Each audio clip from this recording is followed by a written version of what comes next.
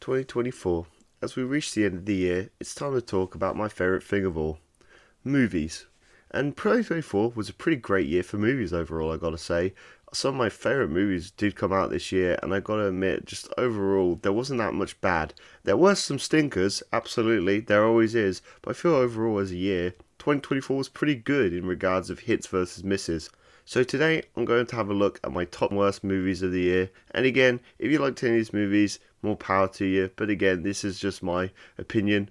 So just remember that going forward. And anyway, let's get into the video.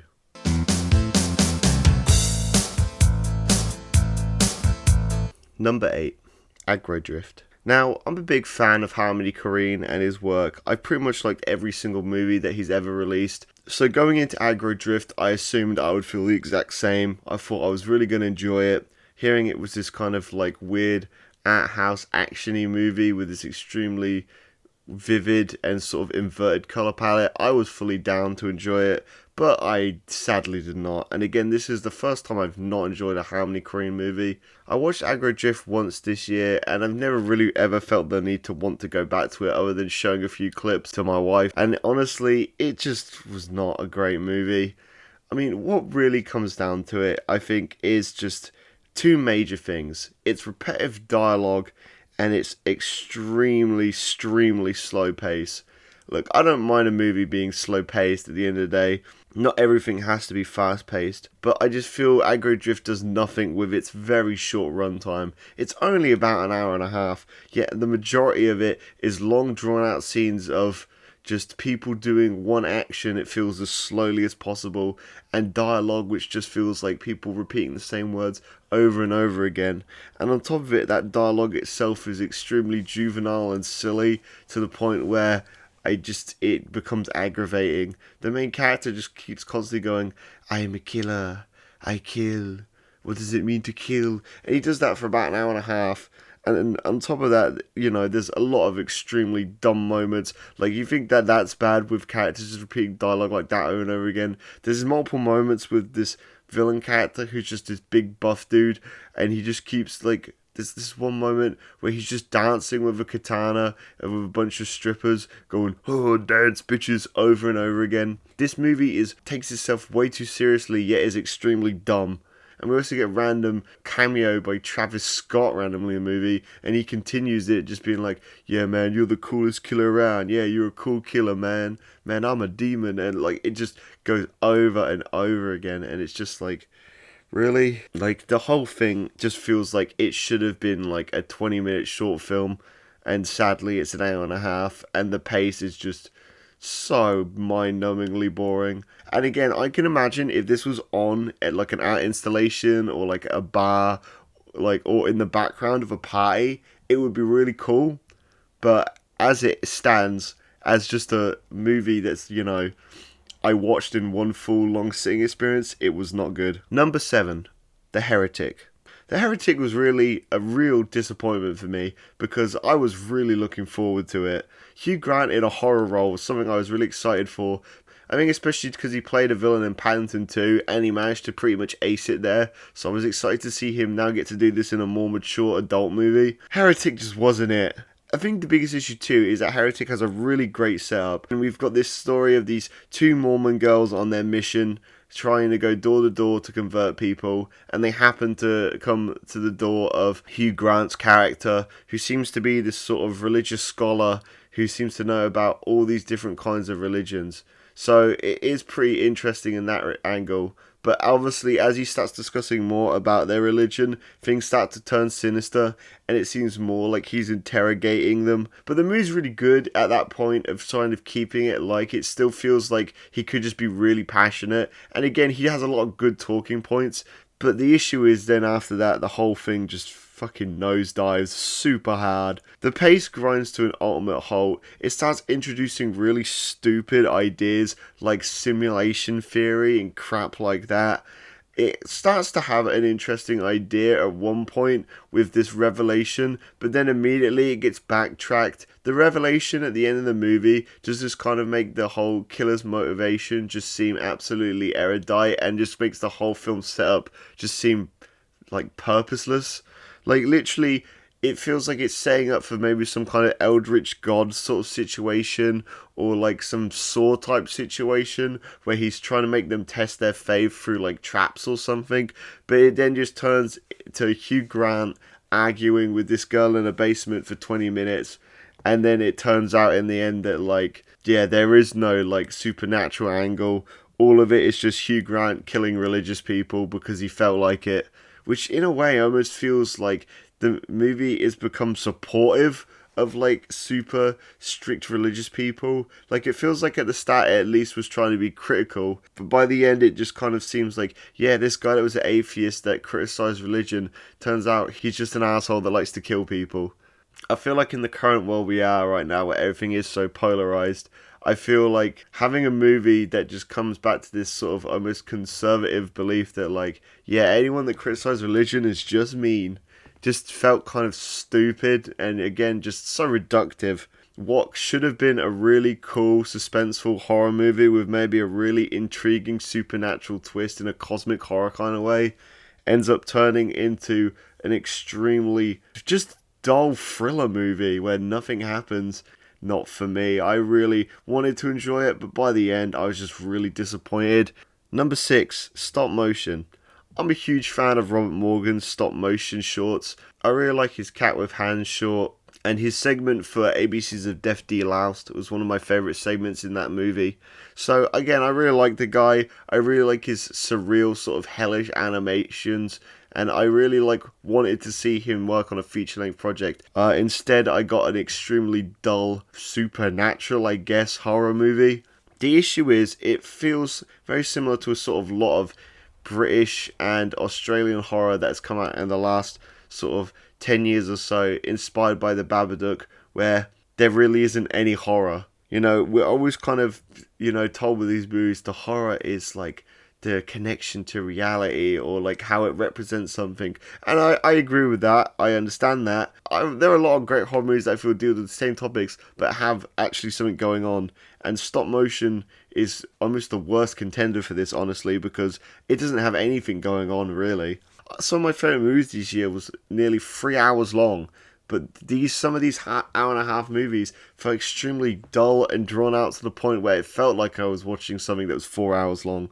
I think the biggest issue with this movie does just become its basic plot of this girl who wants to make this stop motion movie, but like, she doesn't like her boyfriend. She's angry at her friend who's more successful doing something commercial, and her mum was mean to her, so it's like she's using the stop motion to act out her anger at her mum. And the biggest issue of this becomes the fact that the characters are so two-dimensional and boring that, like, well, maybe what I described there could be an interesting plot for a horror movie, it doesn't come across like that here. Our main character has no depth. She rarely, if ever, talks about her relationship with her mum and stop motion, other than sort of very surface level dialogue lines, where most of the movie is just this really dull horror where it's just like people kind of passive aggressively talking at each other. Then when we do have scenes where Robert Morgan gets to show off his stop motion chops, it does just feel like weird things happening for the sake of it, because again, the movie is so dull and based in reality that suddenly, when having these odd elements, doesn't come off as surreal but just tonally inconsistent. And again, it has this reveal at the end that is like obvious from the first like 10 minutes. So the fact that they thought that this was like a good, like, wow, I know what a guessed it ending, really does just add to the fact that even though I know this guy has a lot of talent and a very expressive mind, it seemed that for his first movie, he played it so ungodly safe to the point of just boring. So underwhelming compared to his short work. I just wish he could have a full feature stop motion movie. Number 5, Inside Out 2. I did not care for the first Inside Out movie. I felt at the time it was just kind of just crap, honestly. Just a very mediocre children's film that felt like it dealt with surface level emotions during your coming of age. And compared to the sort of worlds that Pixar created with Monsters Inc., Finding Nemo, and Toy Story, it felt extremely sort of uninteresting and as well, in a way, too convoluted. So when they announced they were making a sequel, I was not surprised, but I was not looking forward to watching it.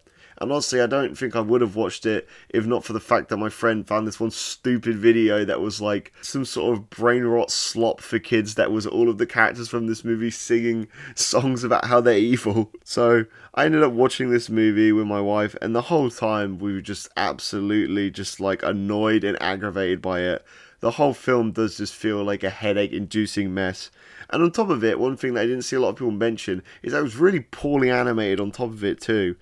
There are so many moments where like there's like this one scene in particular where there's like a bunch of these balls with memories in it flying, and the texture on them is like absolutely atrocious. And so many other scenes too where textures are really low quality for some reason, which, considering this is a big budget feature Pixar movie, is kind of insane. And I think the other issue too is that what carries over from the first movie is that all the characters are really unlikable and basic. Having an entire movie set around characters playing one basic emotion is one of those things that maybe on paper sounded like it could be funny, but in actuality just becomes extremely aggravated when you realise that every character is stuck to this really bland and just two-dimensional fucking expression of emotion. I get that's the point, but it doesn't mean it's any like less interesting to watch.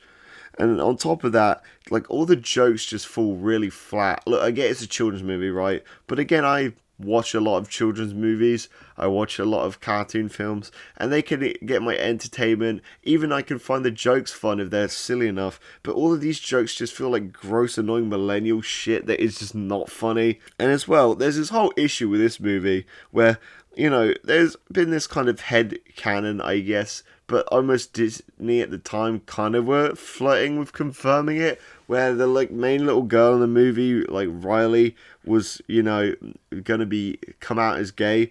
And obviously, you know, cool. Why not have a main, you know, Pixar character for once be gay instead of, you know, be a background character? But this movie, as always, does the classic Disney thing of skirting around it and pretty much not doing it in any sort of forceful way so that Disney can cut out scenes for the Chinese release and get their money from overseas and other countries where homosexuality is frowned upon. So that's great, love that. And as well, at points it gets so close to embracing it that it just becomes almost annoying that they just won't go the whole hog. And again, I think what I said too about the first movie that comes over here is that the law of the world of emotions just makes even less sense in this movie. Like, literally, we have a character called Anxiety, and we have many points in the movie where we find out that emotions can be straight up erased. You know, like, they can straight be cut out. And this was a question in the first movie where everyone said, why don't they just kill sadness? But I can at least understand sadness' existence. Why the hell does anxiety exist? You know, if you could kill an emotion, why wouldn't you kill anxiety? Someone with suffers very badly from anxiety disorders, why the hell would you want, like, why, if you had the option to get rid of it, why wouldn't you? Like, I don't understand. Again, it just felt like another cash grab from Pixar, which is pretty much their MO at this point, and it was just devoid of really any creativity. Crap, I would not recommend to your kids. Show them something better instead. Show them the new Wallace and Gromit movie. Number 4, Beetle Juice. Well, we're talking about cash grabs. I'm a huge fan of the first Beetle Juice movie. One of my favourite Tim Burton's, probably in my top 3, and it's just an all-around amazing movie with so much creativity, so much humour, and just a really great film that I could watch over and over again. So when I heard they were doing a sequel, I was cautiously optimistic. Tim Burton, controversially, I think the last alright thing he did was the Alice in Wonderland movie, which, you know, I didn't think was that bad. I quite enjoy it, especially upon every rewatch. I don't think it's that bad of a movie, so I was not looking forward to Beetle Juice. And then watching it, sadly, all of my fears were confirmed. I just find it to be a really bad sequel that has way too many plot threads to the point where the movie becomes confusing, yet also just feels like every single plot point goes nowhere and is unsatisfying in its conclusion. Again, and as well on top of this, none of the new plot points are really that interesting, so it really does just add to this thing of like, you have these new plots, but I don't even care about them. The worst of these being Beetle Juice's wife, who seems really interesting. She's a really interesting setup and backstory. You really think it's going to go somewhere. She's going to be the kind of main antagonist of the movie, but it just goes nowhere. Like, she's giving nothing to do, which is even weirder considering she's played by Monica Bellucci, an absolute powerhouse. So it's really odd that she just has nothing to do the whole movie. And the plot between Jenny Ortega and like the boy she falls in love with is so dull and just like annoying Netflix romance crap, which just feels completely out of place in a Beetle Juice movie. I don't know why it's here. And one thing that I've seen a lot of people praise, which I completely disagree with, is that the stop motion animation and visual effects look horrible. They look way noticeably worse than the 80s film, and really a lot of other current movies too. The sandworm looks way worse than it did in the original, and that stop motion intro with the explanation of how the dad died is crap. It all just looks like amateur shit, which, knowing that Tim Burton isn't an amateur when it comes to those fields, just makes it even worse. Again, there are some cool ideas thrown in there. I really like the whole Soul Train section. I thought that was fun. But overwhelmingly, it's more filled with bad shit that is just uninteresting. And again, it just feels like a headache of a movie with so many plot threads going on at once that it's hard to even focus on anything going on. Also, that wedding scene is one of the worst scenes in any movie ever. I remember the entire time watching it with my wife, constantly turning to her and being like, when is this going to be over, man? Number 3, Mean Girls the Musical. A poorly composed and acted musical adaptation of one of the best movies of the 2000s. I think, like anybody out there, I'm a huge fan of Mean Girls. Mean Girls is just one of those absolutely fantastic movies that is so well written, so well acted, and every facet of it just works so well at representing the teenage experience for women. But when they announced that the musical was getting a movie, I was like, well, I guess I have to give it a watch. But it is just absolutely abysmal dog shit, honestly. One of the worst things I've ever seen. All the main cast as well are super mediocre or downright bad in comparison to their original counterparts. Like, literally the main girl that is meant to play Lindsay Lohan's character is just so abysmal as an actress and just as awful at singing too, which for a musical really just add why are you here. I'd say the sort of Mean Girls themselves are some of the better actresses in the movie, and I did like her gay friend in this version as well, but I still just do not think that they're that like good in comparison. Also, a lot of plot points from the original movie are changed.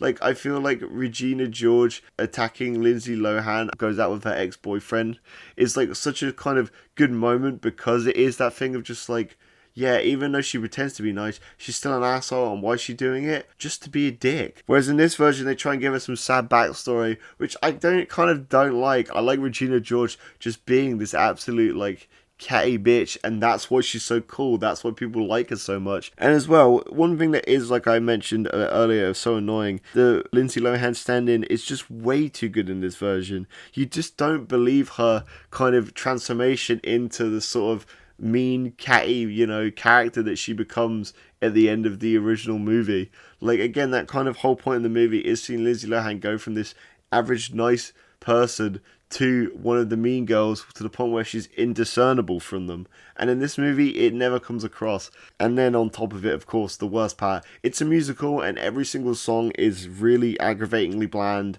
and in some cases downright unlistenable. There's like one song when she goes into school for the first time, and it is like so annoying that it's just like almost like a litmus test to let you know, hey guys, this is what the rest of the movie is going to be like, you can leave now. And yeah, none of the songs are good. Not even memorable, really. I can't really think of any other ones other than that one.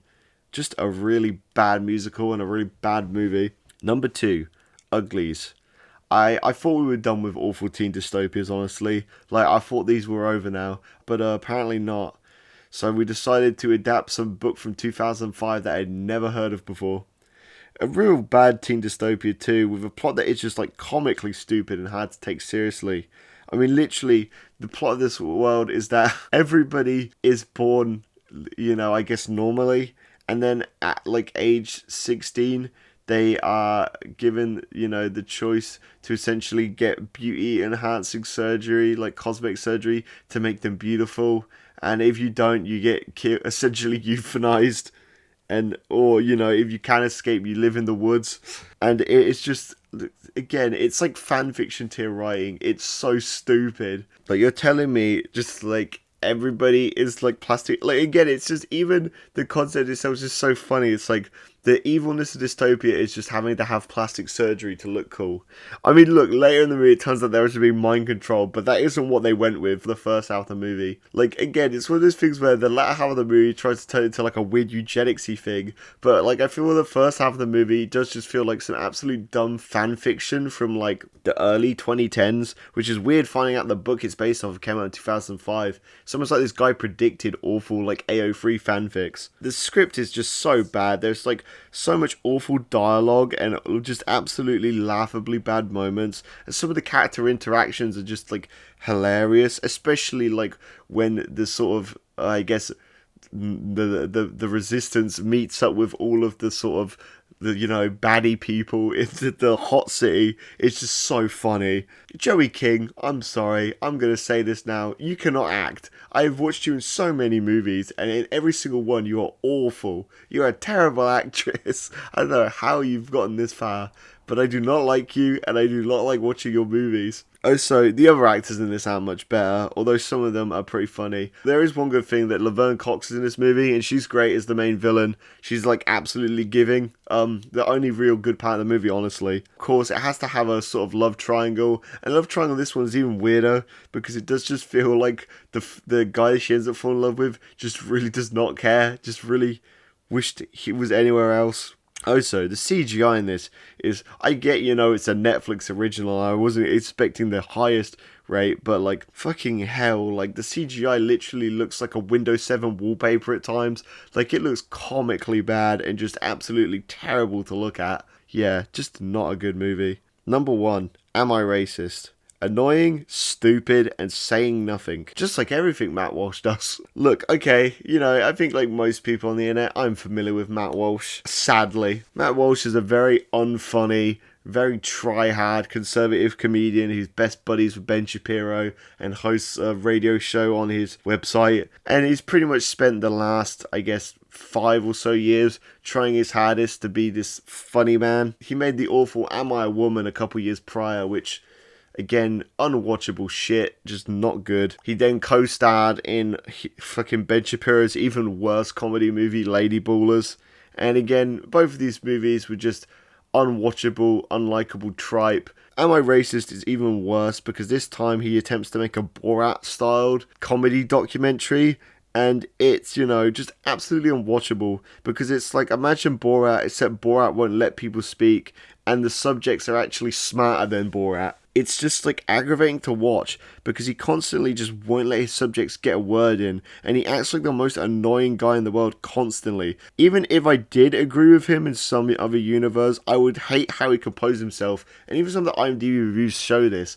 He literally is just like that constant annoying guy that just won't let anybody else talk. Just constantly talking over them to the point where like it becomes so aggravating that you just want to tell him to shut up and just throttle him through the screen. Even the people he acts like are on his side in the movie are just absolutely just are not. And there's like a moment where he tries to talk to a bunch of like Southern people, and it seems that clearly they kind of think he's a dickhead. And again, of course, there's always with Matt Walsh and anyone in Ben Shapiro's crew, the talking points are all stupid shit that's easily disprovable trash, and he comes off as a douchebag in every situation. So I just don't really, even feel the need to talk more about the points made in the movie. And again, as always, it feels way too long.